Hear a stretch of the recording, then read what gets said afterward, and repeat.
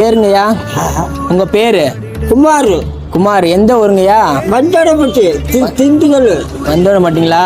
வஞ்சோடப்பட்டி என் பேரு. சரிப்பா. அந்த இருப்பாங்க, அவங்க திண்டுக்கல் வரைக்கும் வருவாங்க. சரி சரி. இப்போ எங்கள் வீடுலாம் இல்லையா? இங்கேயே வந்து இருக்கிறீங்க?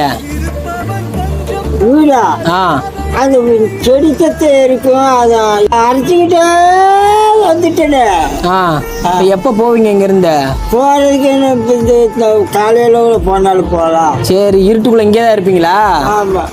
சரி சரி. சாப்பிட்டீங்களா மதியானம்? மத்தானே எங்கே போகிறது சோத்துக்கு?